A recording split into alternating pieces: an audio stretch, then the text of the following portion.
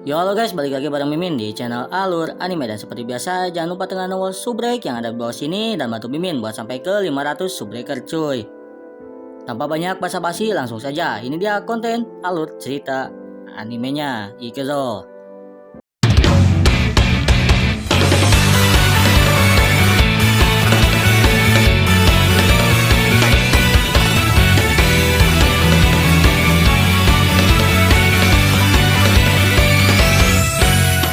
Cerita dilanjut dengan Felix yang berada di lorong dan melihat Glenn di luar. Felix mengetahui kalau Glenn adalah penyihir yang membunuh naga tanah saat di ibu kota.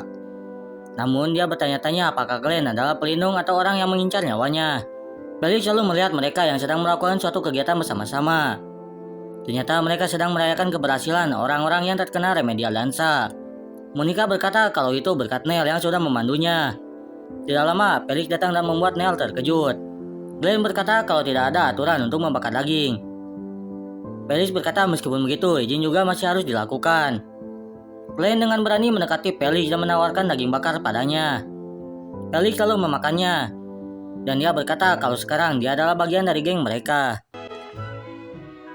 これで私も共犯だ。黙っていてくれるね。 Di kamar Monica, Lin datang dan tiba-tiba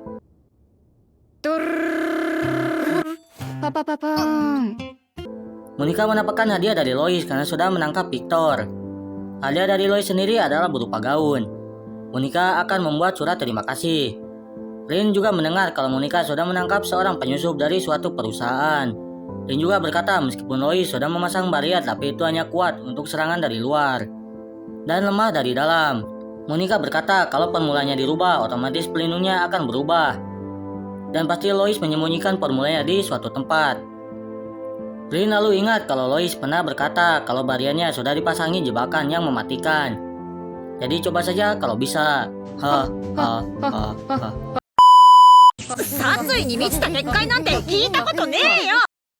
Monica yang berada di lorong tiba-tiba melihat Claudia. Monica langsung panik. Dan kata Monica kalau akhir-akhir ini Claudia selalu membututinya. Monica lalu dihadang oleh orang-orang yang menyebalkan. Dia dihadang oleh Caroline dan antek-anteknya. Caroline mengajak Monica untuk datang minum teh bersama. Monica berpikir kalau dia harus bisa menguasai dansa dan perjamuan teh karena dia anggota OSIS. Dia pun mengiyakan ajakan tersebut. Di taman mereka sudah berkumpul. Caroline lalu membahas soal insiden yang terjadi yang membuat Monica terjatuh dari tangga. Monica tidak mempermasalahkannya.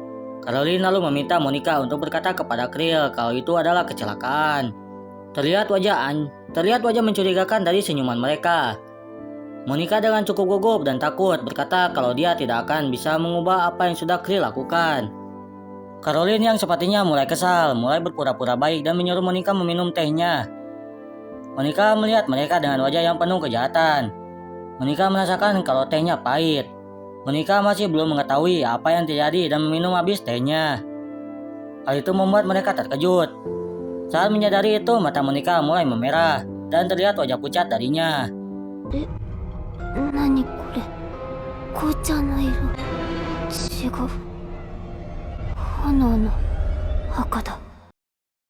Monica lalu mengingat masa lalunya, di mana orang-orang berkumpul bersama dengan kobaran api. Orang-orang di sana membakar buku-buku dari seorang yang tidak lain berasal dari ayah Monica. Sementara Monica kecil hanya bisa menangis dan mencoba mengingat tiap angka yang ditinggalkan ayahnya. Monica yang lusuh dan tidak terurus hanya bisa menghitung angka-angka di pojok ruangan. Sementara seseorang bersikap kasar kepadanya. Yang tidak lain adalah adik dari ayah Monica. Dia menyalahkan ayahnya Monica yang seorang kriminal. Karena ulahnya dagangannya tidak ada yang terjual. Kembali ke masa sekarang, murid-murid berkumpul dengan wajah yang khawatir dan ketakutan ketika melihat Monica yang sudah tergeletak di tanah. Claudia lalu bergegas menghampiri Monica dan merasakan nadinya. Claudia lalu menanyakan minuman apa yang diberikan kepada Monica. Caroline berpura-pura tidak tahu. Claudia lalu mengeluarkan sesuatu dari kantong Caroline. Dan hanya dilihat dari pupil matanya yang membesar, Claudia tahu kalau dia memberikan racun kepada Monica. Caroline lalu menjauh dan menyangka kalau itu hanya obat untuk matanya. Namun Claudia tidak bisa dibodohi, dia tahu kalau Caroline baru saja memberinya racun. Claudia lalu membantu Monica dan mengeluarkan racunnya. Hakinasai. 誰か薄い食塩水をそれと医務室と生徒会役員に連絡。 Lalu menyuruh seseorang untuk membawakan air dan menghubungi UKE serta anggota OSIS. Monica yang ada di dalam alam bawah sadarnya merasakan tangan seseorang yang dia sempat menyebutnya ayah. Namun seorang pangeran berkata apakah dia sudah setua itu. Dilanjut dengan ajudan setianya. Dan saat dibuka ternyata Felix dan Krill yang ada di sana. Monica langsung bersujud meminta maaf bahwa dirinya malah merepotkan dan mempermalukan anggota OSIS. Karena Monica hanya ingin menguasai perjamuan teh. Monica menangis dan meminta maaf. Felix lalu mendekati Monica dan berkata untuk mengangkat kepalanya. Namun Monica tidak sanggup. Krill lalu memarahi Monica dan menidurkan kembali Monica karena dia adalah korban. Jadi tidak harus meminta maaf. Lalu terdengar suara seorang gadis yang ternyata Claudia. Claudia lalu mengejek Krill dan berkata kakak kepadanya. Yang mengartikan bahwa mereka adalah saudara meski tidak kandung. Felix berterima kasih kepada Claudia karena sudah membantu. Krill lalu berkata kalau Claudia harusnya senang karena sudah dipuji oleh pangeran. Claudia seperti biasa dengan lidah setajam silet berkata kepada kakaknya kalau orang bodoh mana yang ketika dipuji mengibaskan ekornya seperti Inu. 誰かさんみたく褒められたバカ犬みたいに尻尾を振れと。もう誰が犬だ。 Felix berkata untuk segera pergi agar tidak mengganggu orang yang sedang sakit. Setelah mereka pergi, Claudia berkata kalau racun itu cukup mematikan. Tapi tidak akan terlalu parah jika bertubuh cebol. Tiap kata-kata yang Claudia selalu saja diakhiri dengan kata-kata cebol. あら、どうしたの幼児体型。今日は食事はやめておきなさい。幼児体型。幼児体型。 Hal itu membuat Monica merasa terbuli. Claudia berkata kalau dia tidak ingin Monica berhutang budi padanya. Monica berpikir kalau Claudia membencinya. Claudia berkata kalau dia tidak benci tapi tidak suka. Monica bertanya kenapa dia membututinya terus. Monica berpikir kalau dia tahu identitas Monica. Claudia lalu mendekati Monica dan berkata, あなたが私の婚約者をたぶらかしたからよ。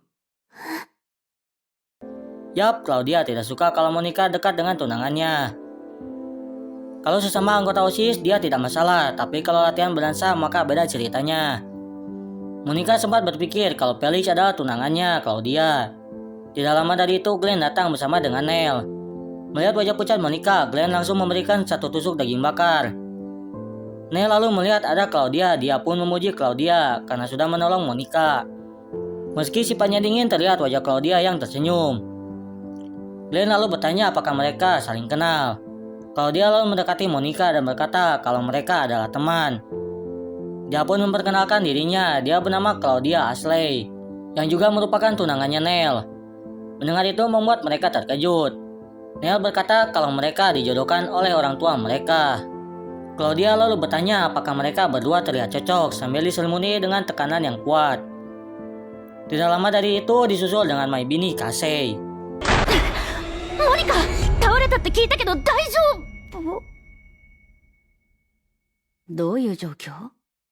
Sementara di sebuah lorong, Felix yang sedang bersama dengan Krill yang menuju ke suatu tempat sambil memikirkan Monica yang bersujud meminta maaf.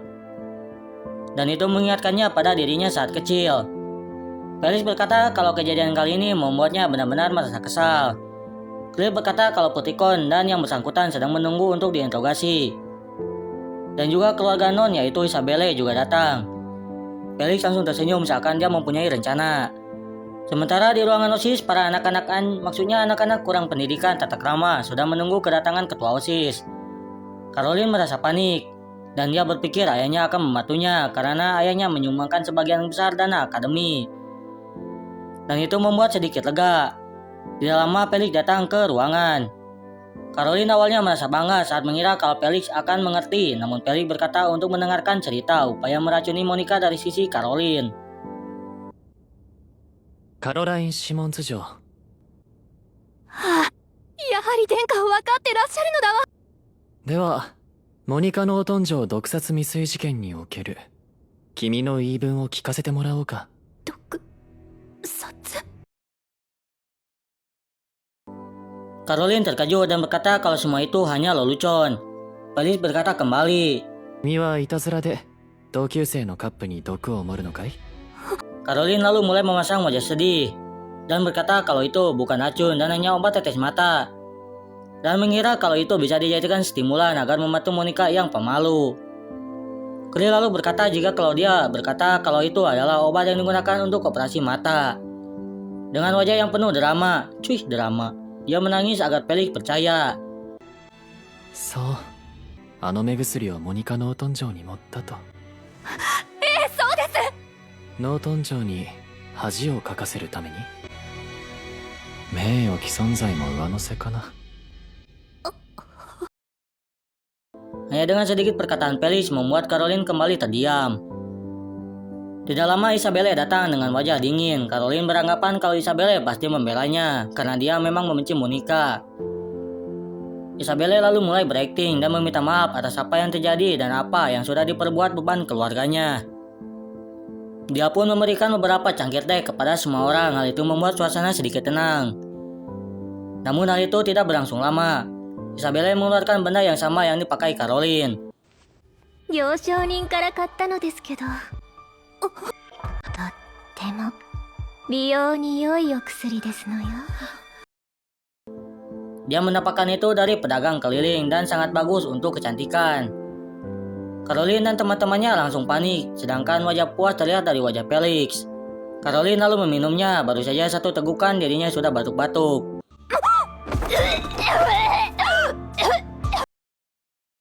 Wajah dari perencana benar-benar dibuat puas. Caroline lalu merasa kalau dirinya diracuni. Isabelle lalu menjelaskan lagi kalau obat itu cocok untuk kecantikan meskipun agak pahit. Yang artinya tetesan itu hanya sebatas tipuan. Isabelle lalu mulai membela penyelamatnya. Dan mulai membalikan fakta kalau dirinya lebih rendah bahkan di hadapan pangeran. Isabelle kembali berkata kalau dia akan melaporkannya ke ayahnya. Padahal keluarga mereka memiliki hubungan yang dekat. Felix dengan dingin mulai memanasi situasi, panaskan apinya ketua. Hal itu membuat Caroline langsung membadut. Isabelle menyuruhnya pergi dan menyuruhnya menceritakan apa yang terjadi jika memusuhi keluarga Kerbeck. Di lorong semua orang memandangi Isabelle dengan takut. Pelayannya bertanya apa tidak masalah. Isabelle sudah yakin dengan begini maka tidak akan ada yang menyakiti Monica. Dan itu adalah janjinya untuk membantu sang penyihir hening yang sudah menyelamatkan tempat tinggalnya. Dia pun menyarankan untuk memasang satu kasur lagi untuk merawat Monica di kamarnya. 私の部屋でしっかり休んでいただきましょう。はい。 Monica lalu dirawat di kamar Isabelle selama seminggu. Dan saat kembali, ごきげんよう。忘れられていた連絡係です。 Rin ada di sana yang membuat mereka terkejut. Monica lalu bertanya sudah berapa lama Rin di kamarnya. Rin berkata sejak Monica ingin menulis surat terima kasih kepada Lois. Anjir, seminggu cok. Monica lalu bercerita, Rin bahkan sampai bertanya-tanya kenapa seorang penyihir hening bisa diracuni. Dan itu membuat Shineko dan Monica sendiri bingung.